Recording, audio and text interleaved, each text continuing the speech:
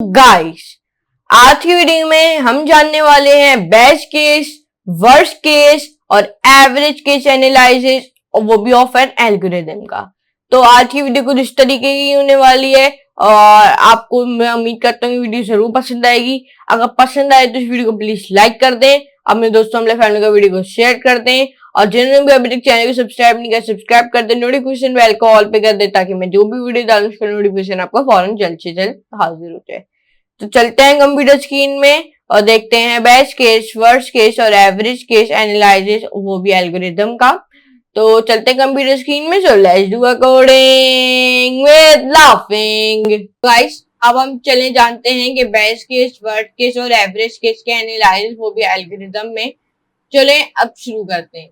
तो हमारी जो लाइफ है ना, कभी कभार लक फॉर अस, मतलब कभी कभार लक पे आ जाती है हमारी लाइफ। किस पे आ जाती है? लक पे। जैसे कि अगर आपको मैं एक एग्जाम्पल दूं, एग्जाम गेटिंग कैंसिल, एग्जाम जो है वो कैंसिल हो गए। किस सूरत में? जब आपने कुछ याद नहीं किया हो, when you are not prepare, मतलब आपने प्रिपेयर ही ना किया हो कुछ पेपर के लिए और एग्जाम कैंसिल हो जाए। तो ये एक आप तरीके की लक है आप लोग के लिए। Life can sometime be luck. एक इनकी एग्जाम्पल देना, A surprise test है when you are prepared, मतलब एक सरप्राइज टेस्ट है आपकी क्लास में जब आप प्रिपेयर हो, मतलब आपको सब आता है और ETC। ये है हमारे बेस्ट केस। कौन से केस है ये? हमारे बेस्ट केस है। अब हम जानते हैं occasionally we may be unlucky, मतलब कभी कभार हम अनलकी भी हो जाते हैं। क्या हो जाते हैं? कभी कभार हम अनलकी भी हो जाते हैं। जैसे कि आपको अगर एक एग्जांपल दूं, questions you never prepared begin asked in exam, मतलब जो क्वेश्चन एग्जाम में है वो कभी आपने प्रिपेयर ही नहीं किए हैं और वो पूछे जा रहे हो एग्जाम के अंदर और हैवी रेन हो, और ये एक एग्जांपल है अनलकी की।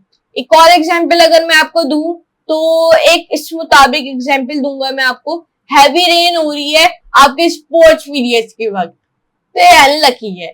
मतलब हैवी रेन हो रही है और स्पोर्ट्स आप ना खेल पाओ, स्पोर्ट्स पीरियड में आप ना कुछ खेल पाओगे ना कुछ और ETC। तो ये आपका वर्स्ट केस है।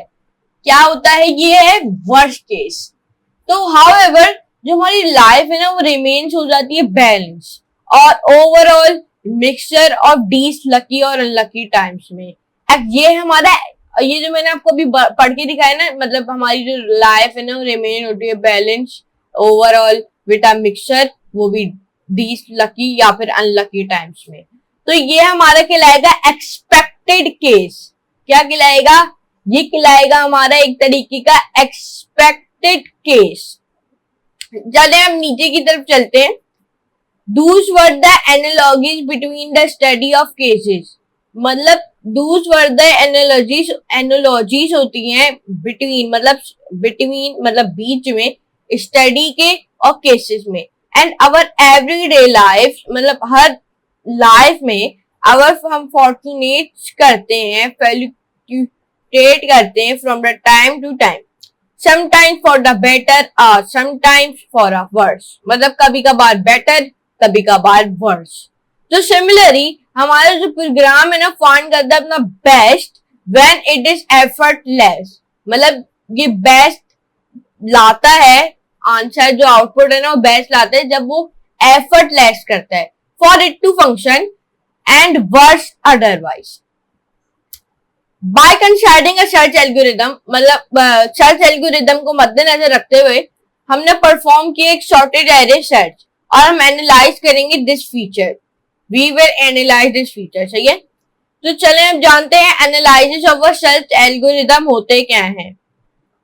Consider an array that is sorted in increasing order, मतलब ये जो एरे है ना 1 7 18 28 50 180, ये एक इंक्रीजिंग ऑर्डर में। ओके, हमने we have to search a given number in this array, हमें सर्च करना है गिवन नंबर, वो भी एरे के अंदर, और हमें रिपोर्ट करना है whether is present in the array और नॉट, मतलब हमें रिपोर्ट करना है ये एरे के अंदर है या फिर नहीं। तो इस केस में हम two algorithm and we will be interested in analyzing their performance separately. मतलब जो दो एल्गोरिदम है उनको हम इंटरेस्ट करेंगे और एनालाइज करेंगे इन परफॉर्मेंस, उसकी परफॉर्मेंस को सेपरेटली, मतलब अलग अलग. एल्गोरिदम 1. अब एल्गोरिदम 1 में आपको बताता हूं पहला एल्गोरिदम क्या है. Start from the first element until an element greater than. मतलब आप स्टार्ट करोगे पहले एलिमेंट से जब तक जो आपका एलिमेंट अंटिल एन एलिमेंट जब तक ग्रेटर देन नहीं आता या फिर और equal to the number to be search is found. Algorithm 2. Check whether the first और the last element equal to the number. मतलब आप चेक करें कि फर्स्ट एलिमेंट और लास्ट एलिमेंट इक्वल है अपने नंबर के. तो इफ नॉट, अगर नहीं है तो आप फाइंड करोगे number between these two elements. इन दो एलिमेंट्स के बीच में आप नंबर फाउंड करोगे centre of the array. If the centre element is greater than the number, मतलब अगर उनके बीच में सेंटर एलिमेंट ग्रेटर हो, बड़ा हो, ग्रेटर देन द नंबर, तो it will be search repeat the process for the first half else. आप repeat करोगे अपने सेकेंड हाफ को जब तक आपका नंबर फाउंड नहीं होता. अगर मिलियन में भी हो गया, आप वो फाउंड करता रहेगा करता रहेगा करता रहेगा करता रहेगा जब तक आपका नंबर फाउंड नहीं हो जाता. इस वे में keep diving your search space. आप अपने अंदर अपने सर्च बार के अंदर घुसते रहोगे, डाइव करते रहोगे और making it faster to search. मतलब ये जल्दी है सर्च करके दे दे, मतलब आप उसको मेक करोगे फास्टर. अब हम जानते हैं एनालाइजिंग एल्गोरिदम 1, लिनियर सर्च. ये बेसिकली होता क्या है, we might get lucky enough to our element. मतलब हम वी माइट गेट लकी, हम लकी हो जाते हैं enough to find our element में to be the first element of the array. तो there are 4. We only made one comparison. हम बस एक कंपैरिजन बनाएंगे which is obviously constant for any size of the array. मतलब हम बस made करेंगे एक कंपैरिजन जो obviously constant करेगा हमारे एक कोई से भी साइज ऑफ एरे का. Number 2, best case complexity 0 in bracket in 1. If we are not that fortunate, अगर हम फॉर्चुनेट नहीं है तो हमारा एलिमेंट हमारे जो एलिमेंट है वो सर्च करेंगे might be the last one, therefore. और जो हमारा प्रोग्राम है मेड करेगा n कंपैरिजन्स. क्या मेड करेगा? n comparisons. Worst case complexity बनाएगा और यहाँ पे आखिर में n लगा देगा. For calculating the average case time, अगर आपको कैलकुलेट करना है एवरेज केस टाइम को तो हमें सम करने होंगे list of all the possible case run time and divide it.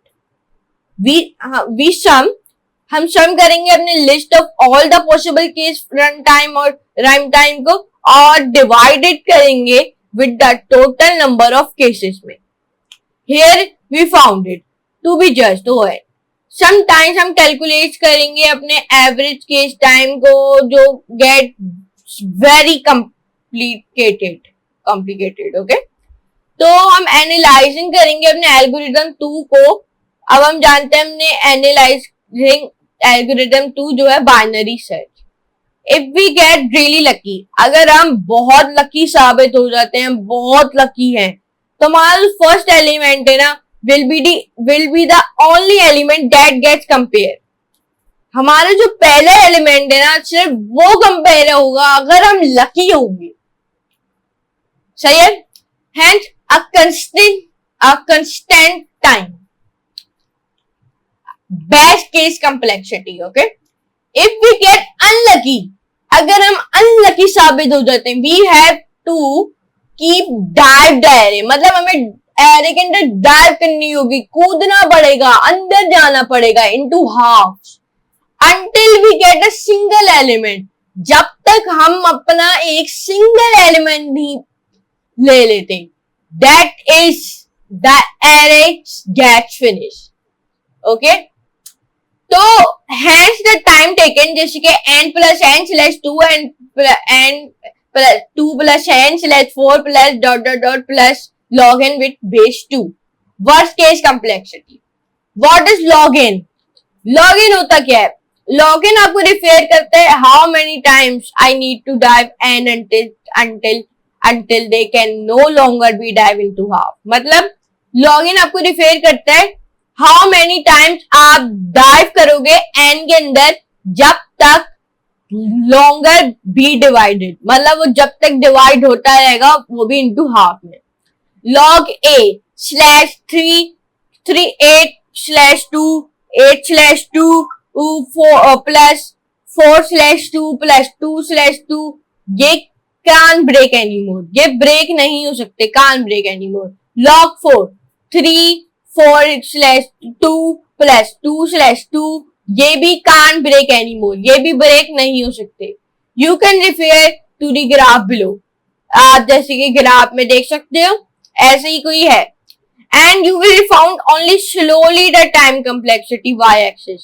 मतलब आप बस फाइंड कर सकोगे, मतलब ढूंढ सकोगे बस स्लोली टाइम कम्प्लेक्सिटी को जो y एक्सिस है, और ये इंक्रीजेस हो रहा होगा when we increase the input and axis. ये आप देख सकते हो ये ग्राफ है. मैं आपको इसको जरा सही से दिखा देता हूँ, उसको मैं छोटा कर देता हूँ ताकि आप लोग को सही से दिखे. यहाँ पे मैं इसको छोटा करता हूँ. ये आप देख सकते हो ये कुछ इस तरीके का ग्राफ है. टाइम कम्प्लेक्सिटी लॉग एन, और यहाँ पे भी आपका एन इस तरफ जा रहे, देखिए. स्पेस कम्प्लेक्सिटी, ये स्पेस कम्प्लेक्सिटी क्या है? Time is not the only thing we worry about. मतलब टाइम सिर्फ चीज नहीं जिसके बारे में सिर्फ हमें टेंशन लेनी चाहिए टाइम के बारे में, नहीं. While analyzing the algorithm, मतलब अगर हमने एनालाइज कर दिया ना एल्गोरिथम, तो स्पेस इज इक्वली इंपॉर्टेंट. जो स्पेस है ना वो भी इक्वली इंपॉर्टेंट होगी. Number 2, creating an array of size n. मतलब आप एरे बना रहे हो वो भी साइज ऑफ n का, जो size of the input o n space. If a function calls itself recursively n times, तो जो इसकी स्पेस है ना कम्प्लेक्सिटी इज on. क्विज, आपको मैं क्विज दे रहा हूं, आपको कैलकुलेट करना है स्पेस कम्प्लेक्सिटी को ऑफ अ फंक्शन जो कैलकुलेट करेगा आपके factorial of a given number n को. हिंट मैं आपको दे देता हूं, आपको यूज करना है recursion. You might have wonder it at some point why we can't calculate complexity, वो भी इन सेकेंडों में.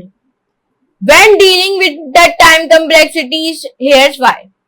Not everyone computer is equally powerful. मैं जानता हूँ सबके कंप्यूटर इतने पावरफुल नहीं होते, मतलब कुछ लोगों के होते हैं, कुछ लोगों के होते हैं. So we avoid handling absolute time taken. तो हम अवॉइड करेंगे absolute time taken को. हम जस्ट मेजर करेंगे अपने ग्रोथ ऑफ टाइम को, और हम इंक्रीज करेंगे अपने इनपुट साइज को. सही है. अब asymptotic analysis is the measure of how time grows with input. तो ये हम अगली वीडियो में जानेंगे. asymptotic ये तो हमने जान लिया था, सॉरी. तो thank you for begin with me through out, और मैं उम्मीद करता हूँ आपको ये जरूर पसंद आया होगा. If you have appreciate my work, please let your friends know about this course, और make sure to download the notes link below. और अगर अभी तक आपने चेकअप नहीं किया हमारी होल प्लेलिस्ट, तो yet move to the codewithpk.com or my YouTube channel, okay, to access it. So see you on the next tutorial. We will learn how to calculate these time complexities with a few solved examples. We learn that into the next video. So till then, keep coding, keep learning, and keep coding. So for today, goodbye.